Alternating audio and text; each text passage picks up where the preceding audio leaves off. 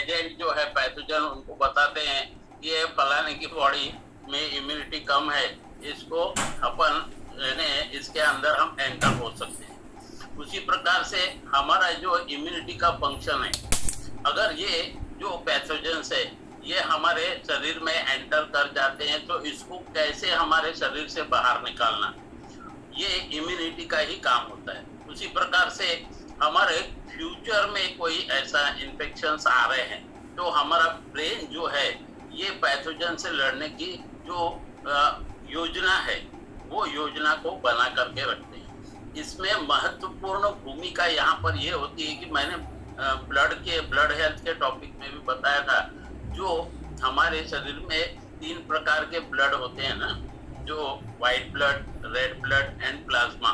तो ये जो तीनों के क्या कार्य होते हैं हमने उस टॉपिक में भली भांति रूप से समझ लिया, लेकिन इम्यूनिटी में भी जो रहता है इन तीनों चीजों के ऊपर में भी बहुत डिपेंड रहता है। तो यहाँ पर दोस्तों कैसा है कि इम्यूनिटी के हम टाइप्स थोड़ा सा जान लेंगे। अभी समझ में आया तो हमने क्या है हमारा इम्यूनिटी का रोल, हमारा बॉडी किस हिसाब से उसमें एक्टिवेट पार्ट लेता है वो बताया। अब हम देखेंगे कि हमारे जो इम्यूनिटी के कौन कौन से टाइप। पहला जो टाइप होता है इनेट, यानी नॉन स्पेसिफिक, कोई स्पेसिफिकेशन इसमें नहीं रहता। जैसे ये नेचुरल रहता है। नेचुरल यानी जब हम बॉर्न होते हैं, बॉर्न इम्यूनिटी इसको कहा जाता है, क्योंकि इसमें जैसे जब कोई बेबी मदर के वूम में रहता है उसी समय से इसकी इम्यूनिटी वहां पे डेवलप होते रहती है, जैसे कि ब्लड डेवलप होता है, क्लियर, और अदर ऑर्गन्स डेवलप होते हैं। जैसे ही ये मदर के वूम से बाहर आते हैं हमारे नेचर में और हमारे एटमॉस्फेयर में, तब इसकी इम्यूनिटी एक्टिव होती है। यानी फ्रॉम बर्थ ये होता है इनेट यानी नॉन स्पेसिफिक इम्यूनिटी। दूसरे टाइप की जो इम्यूनिटी होती है वो होती है एडॉप्टिव। एडॉप्टिव का मतलब जो हमको एक्वायर करना पड़ता है, यानी स्पेसिफिकेशन रहता है, उसमें स्पेसिफिक रहता है, जैसे एक्टिव रहता है। तो एक्वायर्ड इम्यूनिटी यानी जो हम जैसे जैसे बड़े होते हैं, जैसे जैसे बेबी ग्रो होते रहते हैं, वैसे वैसे उसको ये बाहर के जो पैथोजन से लड़ने की शक्ति जो प्रदान करता है वो है हमारा एक्वायर्ड जो है इम्यूनिटी। ये बाहर के पैथोजन से लड़ने की शक्ति इसमें रखता है। उसी में पैसिव यूनिट जो रहता है, पैसिव एक्वायर्ड इम्यूनिटी जो रहता है, ये इसको हमको उधार लेना पड़ता है यानी का मतलब कैसा, एक्सटर्नल सोर्सेज, बाहरी सोर्सेज से। जैसे मदर का मिल्क है, वो मदर मिल्क जो है हम सर्वश्रेष्ठ मानते हैं, तो मदर मिल्क से उस बेबी को इम्यूनिटी मिलती है, क्लियर। और वो जो फॉरेन बॉडीज बैक्टीरिया रहते हैं पैथोजन, उनसे लड़ने की उसमें शक्ति आती है। दूसरा रहता है प्लाज्मा थेरेपी। अब ये एक्वायर्ड इम्यूनिटी को थोड़ा सा और हम डेप्थ में जाकर के देखेंगे तो ये क्या कर रहा है, एक्वायर्ड इम्यूनिटी हमारे को लाइफ टाइम को यानी स्पैन में हर प्रकार के जो पैथोजन से उससे लड़ने की शक्ति हमको प्रदान करता है। इसमें होता है एक्टिव इम्यूनिटी और पैसिव इम्यूनिटी। जो एक्टिव इम्यूनिटी रहती है क्या करती है, वो हमारे को इन्फेक्शन से और वैक्सीन से ये हमको प्राप्त होती है और उसको हमारा इम्यूनिटी को डेवलप करती है। जिसमें नेचुरल सोर्सेस कुछ होते हैं, कुछ आर्टिफिशियल होते हैं, किसमें एक्टिव इम्यूनिटी। तो जो नेचुरल सोर्स यानी कैसा है, जो एंटीबॉडीज जो हमारे शरीर में डेवलप होती है वो इन्फेक्शन से लड़ने में सक्रियता कार्य निभाती है।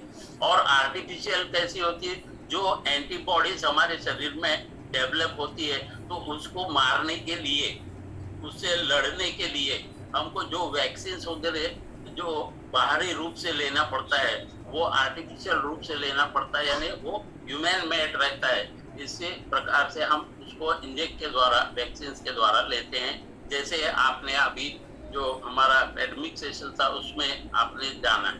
पैसिव इम्यूनिटी कैसा होता है, ये हम जैसे जैसे हम आगे एंटीबॉडीज को जो एडॉप्ट करते हैं, इसलिए मैंने एंटीऑक्सीडेंट के टॉपिक में भी ये चीज बताया था। तो एंटीबॉडीज को जो फॉरेन बॉडीज हमारे शरीर में आती है उससे बचने के कार्य में ये हमको कार्य करती है। उसमें भी नेचुरल और आर्टिफिशियल रहता है।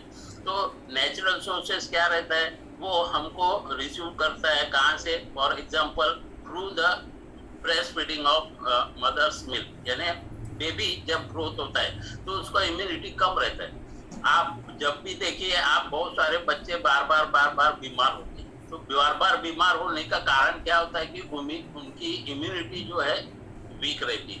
यानी जब मदर का मिल्क जब वो ग्रहण करते हैं तब उसमें जो पर्याप्त इम्यूनिटी की यानी रोग प्रतिरोधक क्षमता को होना चाहिए वो वहां पर नहीं मिल पाता, तो हम आर्टिफिशियल के पास चले जाते हैं। तो जो आर्टिफिशियल जो है, जो बाहर से एंटीबॉडीज आती है, उसको जैसे फ्रॉम गामा रहता है, ग्लूकोजिन रहता है, ये इंजेक्शन के द्वारा, वैक्सीन के द्वारा ग्रहण करते हैं, लेते हैं, उसको हम आर्टिफिशियल कहते हैं। अब यहाँ पर देखेंगे कि ये हमारा इम्यूनिटी कैसे वर्क करता है।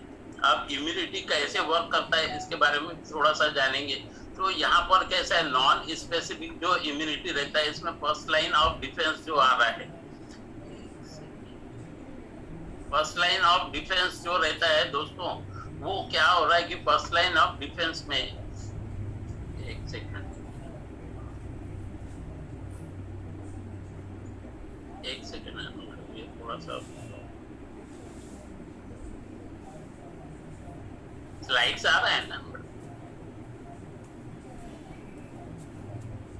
Hello hello sir.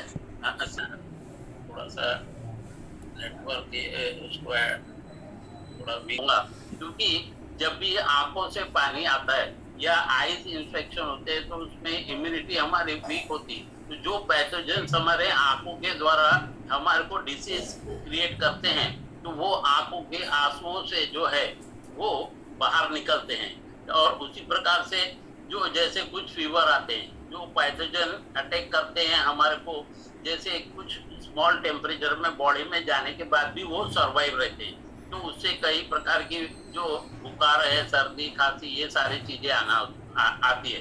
अब जनरली आपने देखा होगा कि बहुत सारे लोगों को थ्रोट इन्फेक्शन होने से क्या होता है कि यहाँ पर जो है गले के पास में हमको पेन होना शुरू होता है, आवाज हमारी बदल जाती है, खांसी आना शुरू होता है। तो ये थ्रोट इन्फेक्शन क्यों आ रहा है, क्योंकि यहाँ के जो म्यूकस में पैथोजेंस जो रहते हैं वो स्टिक कर जाते हैं और वो एक्टिव होते हैं। इससे हमको जो दूसरा जो प्रकार आता है कि इम्यून सिस्टम का, वो है हमारा व्हाइट ब्लड सेल्स। क्योंकि व्हाइट ब्लड सेल्स जो रहता है वो पर्टिकुलरली क्या रहता है दोस्तों कि रोग प्रतिरोधक क्षमता जिसकी ज्यादा होती है, यानी इम्यून सिस्टम जिसका ज्यादा होता है, उसके व्हाइट ब्लड सेल्स जो है सक्रिय रहते हैं। क्यों व्हाइट ब्लड सक्रिय रहते हैं, क्योंकि उसमें जो टी सेल्स रहते हैं, जो ब्लड के टॉपिक में भी बताया था कि वो टी सेल्स इतने एक्टिव होते हैं कि जैसे ही वो पैथोजेंस जो फॉरेन बैक्टीरिया वायरसेस हमारे बॉडी के अंदर किसी न किसी वजह से प्रवेश कर जाते हैं, जैसे म्यूकस है, एयर है, इनसे भी न रुकते हुए वो सीधे हमारे बॉडी में जब प्रवेश कर जाते हैं तब ये एक्टिव रहते हैं हमारे टी सेल। क्योंकि वो व्हाइट ब्लड सेल में एक रहता है कि वो क्या करता है, इसको इन्फॉर्म करता है कि कुछ दुश्मन हमारे शरीर पर कब्जा करने के लिए आ गए हैं, हमारे कुछ ऑर्गन्स को डैमेज करने के लिए आए।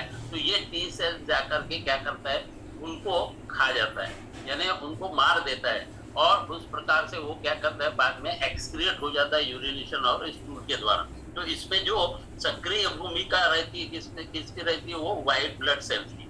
उसी प्रकार से यहाँ पर जो फैगोसाइट्स जो बोलते हैं, जो जिसमें मैंने टी साइट बोला है, वो हमारे इस बैक्टीरिया वायरस को डिस्ट्रॉय करते हैं। जो स्पेसिफिक डिफेंस रहता है, जैसे एंटीबॉडीज, जो प्रोटीन हम बार बार लेने के लिए क्यों कहते हैं शेक के साथ में, ये प्रोटीन केवल हमारे हंगर को सेटिस्फाई नहीं करता, लेकिन हमारे बॉडी में जो व्हाइट टी सेल्स रहते हैं उसको भी एक्टिव करने में ये सक्रिय भूमिका निभाता है।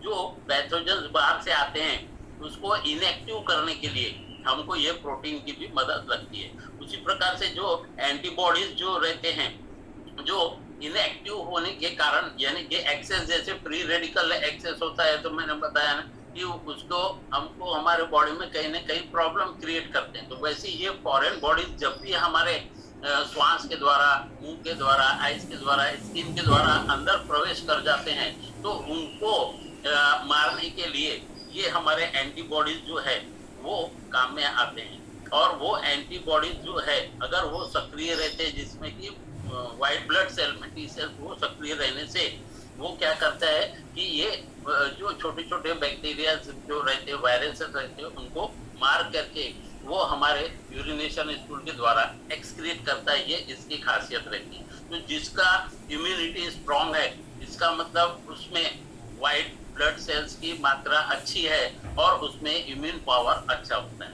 तो यहाँ पर कैसे है कि जो पैथोजेंस आते हैं, तो वो पैथोजेंस कैसे रहते हैं, हमारे कुछ हमारे एटमॉस्फेयर से जो आते हैं उनको तो हम रोक नहीं सकते, लेकिन हम उसको मैनेज करते हैं। जैसे यहाँ पर हमने देखा पेंडेमिक समय में मास्क लगाते थे, क्लियर।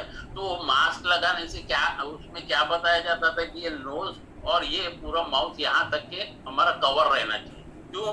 क्योंकि मैक्सिमम जो पैथोजेंस की जो एंट्री रहती है, वो मैक्सिमम पैथोजन की एंट्री हमारी जो है वो नोज और माउथ से ज्यादा जाती है।